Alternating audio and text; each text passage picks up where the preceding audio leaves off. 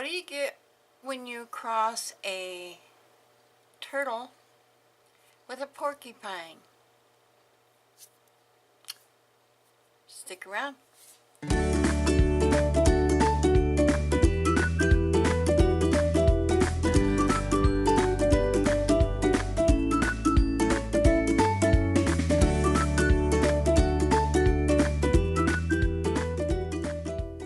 Hi guys, and welcome back to the craft table.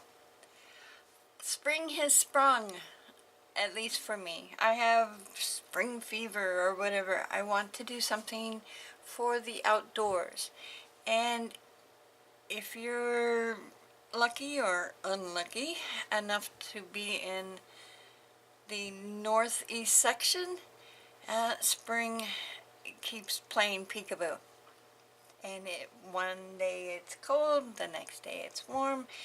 One day I wake up to snow, the next day it's crazy.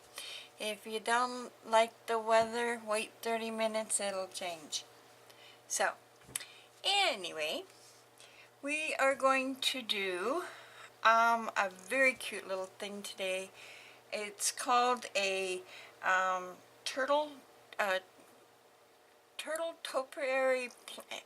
It's a turtle planter, and it's everything that I'm using is from the Dollar Tree, and I am not using real succulents because of the weather, I guess, or it's just not the month for them or something. I can't seem to find enough. So I am using the faux succulents from the Dollar Tree. It will do until I can get some good ones. So, and I have to give credit. This came from a very cute website. It's called Gardening in the Shade, and it's gardeningintheshade.com, and a woman named Vanessa wrote up a really nice little tutorial and shows how to do it, and that's where I got my inspiration from. And stop by, check it out if you need be. It's all right there in front of you, and drop her a little note and say, you know, thank you or whatever. It's really cute little website. I love it.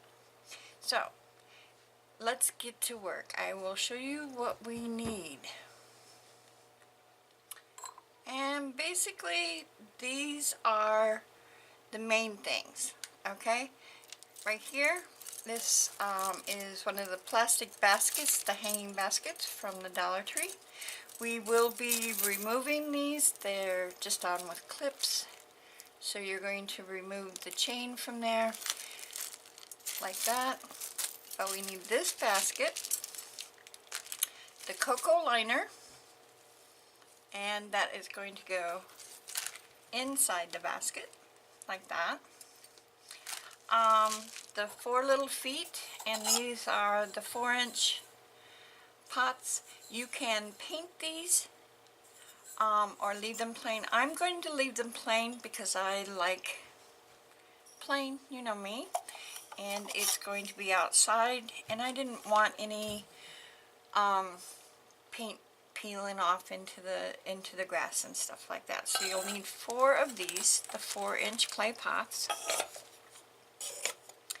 Of course, your succulents, and like I said, for right now, I'm opting for the plastic ones from the Dollar Tree, and they carry these. They're quite popular, so they keep restocking them, thank goodness. And some of the Reindeer Moss, the green stuff. I'm not going to like totally cover this with the succulents, but I am going to fill in the spaces with the green moss. Plus I am going to make a head and tail. And you're going to need some wire. You're going to need to attach these using this wire to the basket, And you're supposed to be using washers to hold the wire so it doesn't go through the hole. Well, I couldn't find any, so you know me, I use anything. So I found some of these. I don't even know what they are, but they're plastic. I think you put a nail in through here and you pound it into the wall and it spreads out so it doesn't come out of the wall. But it's got a nice little slit here. I can put the wire, it will go sideways, keep the wire from coming out the bottom. Works for me. So that's what I'm using. And of course, you will need your, this is lawn cloth, I call it. It keeps the weeds off. You put it over a freshly dug up flower bed. You lay this down, you poke holes and plant your flowers. Keeps the weeds from coming up through, so you don't have to be out there on your knees all the time. This is just a little piece of it. And your chicken wire, like this. And I just cut off a piece. This is not the funnest stuff to work with, trust me. And of course your dirt to fill up. And this is just what was left of this bag. I have another bag in case this is not enough. And for the head and the tail, you can use like scraps of the chicken wire. I dislike this stuff so much, I decided I don't really want to poke myself too much. So if you remember from my Dollar Tree haul, the strainers, well, guess what? Well, I took them apart. It worked. My idea actually worked. So I can bend these to be a turtle head or tail or whatever, and attach them, and I think they're less pokey than the chicken wire. So we will see. It's still, I've never done it before. I've never done this whole thing before. So stay tuned. You might see another one of my fails, I guess you would call them. Yeah, they always turn out, but not exactly the way you expect. So that's it. Oh, and you need your tools, of course. You'll need little tin snips, or I'm actually using they're for jewelry, and they went right to the chicken wire just fine. So some little tin snips, pliers, because you have to fold this wire and these wires up and around the basket, and of course scissors. Scissors always come in handy. So that is it. So shall we get to work now?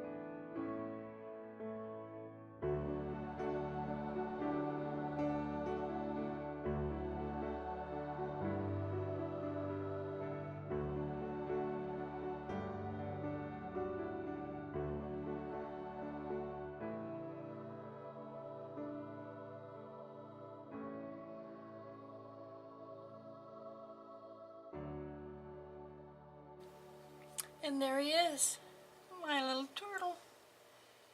And wow, it turned out a lot better than I ever expected. And being the first time, I learned a lot, an awful lot. Probably the best place to do this would have been outside. I don't have the weather or the setup to do that. Second, get yourself some gloves, because that metal, even if it's this small stuff here, is pokey, and little shards of metal get in your hands. Get yourself some protection. And poking holes in this cocoa thing is a lot harder than it looks. I did use the wooden skewer to start the hole, but a lot of times I used my scissors to make it bigger. And other than that, though, I'm happy. Oh, I didn't attach the legs, because I do plan on removing these ones and replacing them with real ones, and trying to do that with learn to talk, Donna. The legs attached was more of a hindrance. Plus, I can pick these up, just the body part, replace the new ones, and put it back, just like that. So, and I gotta give another shout out to Vanessa over gardeningintheshade.com. She's my inspiration and my teacher. Basically, I tried to follow her tutorial there, but you know me, I have to toss in my own. So I hope you enjoyed it, and I'm sure if you try this, you're gonna love it. The end result is so adorable, just absolutely adorable. So, like I said, hope you enjoy this, and if you do, hit the thumbs up. If you didn't like it, if you're gonna yell at me, hit the thumbs down, but leave me a comment. Tell me what I did wrong, or how I could have fixed it a little better or made it a little easier. I am always up to learning. Tell me what you think. And because I'm so erratic, especially with my videos, please forgive me. Hit the subscribe button and that little bell, and sometimes it'll tell you when I'm here. So, I really hope you have a great day. In fact, I hope you have a great week, and I really, really hope to see you soon. Oh, I owe you the end of a corny joke. Yes. So, what do you get when you cross a turtle with a porcupine? Well, a slow poke. And that's me. I'm so slow poke. You have a good day now. Bye-bye.